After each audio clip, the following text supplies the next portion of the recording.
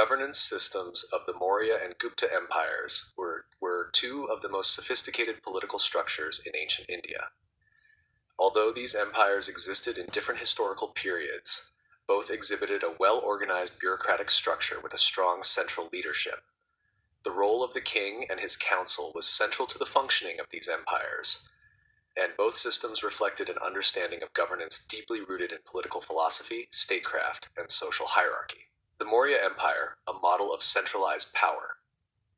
The Maurya Empire, c. 322 to 185 BCE, founded by Chandragupta Maurya, represents one of the earliest examples of a centralized monarchy in Indian history.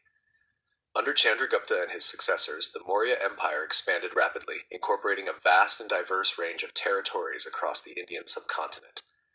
The political structure of the Maurya Empire was highly centralized, with the king at the apex, holding supreme authority over the empire's administration, military, and religious institutions. The role of the king. At the heart of the Maurya administration was the concept of the Raja, or king, who was both the political and spiritual leader of the empire. Chandragupta Maurya's governance was influenced by the teachings of Kautilya, also known as Chanakya, the prime minister and political advisor who authored the Arthashastra, an ancient treatise on statecraft and economics. According to Kautilya, the king was not only responsible for maintaining law and order, but also for promoting the economic welfare of his subjects and ensuring the stability of the state. The Maurya king was expected to maintain control over the military, tax revenues, and judicial matters.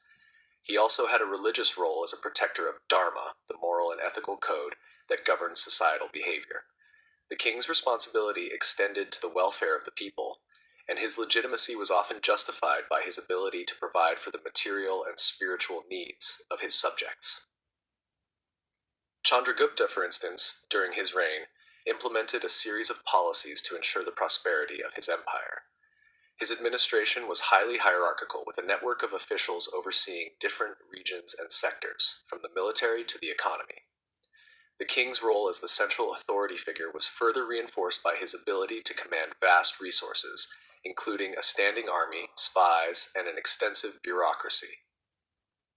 The role of the council. While the king held supreme authority, he did not govern alone. The Maurya Empire was marked by a highly structured bureaucracy, with a council of ministers and advisors playing an essential role in governance. The most important of these was Mantri, or the Royal Council, which assisted the king in decision-making. The council was composed of experienced officials, including military leaders, administrative officers, and legal experts. According to Kautilya's Arthashastra, the role of the council was to advise the king on various matters, ranging from military strategy to legal issues and economic policies. However, it was the king who had the final say in all matters of state. In addition to the council, the Mauryan administration had various regional and local officials who implemented the policies of the central government. These officials were responsible for ensuring that the king's orders were carried out efficiently and that taxes were collected from the local population. The Gupta Empire, a decentralized but cohesive system. The Gupta Empire, c. 320 to 550 CE, emerged several centuries after the decline of the Maurya Empire. While the Gupta Empire also followed a centralized system of governance, it was less bureaucratic and more reliant on local rulers and nobility. The Gupta kings, unlike the Mauryas, ruled a more cohesive empire, with a greater degree of regional autonomy. The role of the king. The Gupta king, like his Mauryan counterpart, was seen as the central authority of the state. However, the nature of the Gupta monarchy was somewhat different. The Guptas adopted a more decentralized approach, allowing local rulers to maintain a degree of autonomy in exchange for loyalty and tribute to the imperial authority. The Gupta kings were primarily concerned with maintaining peace and prosperity in their empire, and they often used diplomacy and alliances with local rulers to consolidate their power. The Gupta king was seen as a patron of the arts and culture, and many of the famous cultural and scientific advancements of the period, such as the works of Aryabhata in astronomy and mathematics, were supported by the royal court. Kings like Chandragupta I and Samudragupta were known for their military prowess and their ability to foster an environment of cultural and intellectual growth. Unlike the Maurya kings, who were more heavily involved in administrative and economic matters, the Gupta kings tended to delegate more authority to regional officials. However, they still retained ultimate control over important decisions related to war, diplomacy, and taxation. The role of the council. The Gupta Empire had a council of ministers, but it was not as central to governance as the council in the Maurya Empire. The Gupta kings, particularly during the reign of Chandragupta I and Samudragupta, allowed more local autonomy. The regional rulers had considerable power, and the Gupta kings were more reliant on alliances and tributary relationships than on a centralized bureaucracy. Nevertheless, the Gupta administration had its own set of officials and ministers who played crucial roles in statecraft. These ministers were responsible for overseeing various aspects of governance, including taxation, military affairs, and public works. The council advised the king on important matters, but the king often had more personal discretion in decision-making compared to the Mauryan kings. The Gupta system was more flexible, allowing local rulers to exercise considerable influence in exchange for loyalty to the emperor.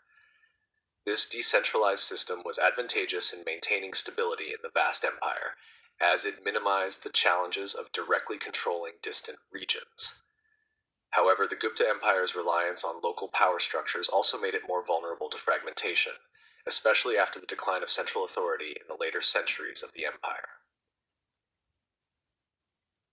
Comparing the role of the king and council. Despite the differences in governance between the Maurya and Gupta empires, both systems placed significant emphasis on the relationship between the king and his council. In the Mauryan system, the king's role was paramount, and the council primarily served to advise him. The Mauryan king's authority was reinforced by a large bureaucracy and a network of officials who worked under his direct control. In contrast, the Gupta system was characterized by a more flexible structure, where regional rulers had a degree of independence and the council played a more advisory role. The Gupta kings, although still powerful, relied more on diplomacy and alliances with local rulers to maintain the stability of the empire. The governance of both empires was deeply influenced by the political philosophies of the time. The Arthashastra of Kautilya provided a comprehensive guide to governance, including the role of the king and his ministers, the functioning of the bureaucracy, and the need for efficient administration. Both the Mauryas and the Guptas adhered to these principles, though they applied them differently according to their historical and political contexts. The role of the king and council in the Maurya and Gupta empires was central to the functioning of these ancient Indian states. While the Mauryas established a highly centralized bureaucracy with the king at the apex, the Gupta rulers adopted a more decentralized system, relying on local rulers and alliances to maintain control. Despite these differences, both empires demonstrated a sophisticated understanding of governance, with the king and his council playing critical roles in ensuring the stability and prosperity of the empire. Ultimately, both systems reflect the political and philosophical ideals of their respective times, emphasizing the importance of strong leadership, efficient administration, and the welfare of the people.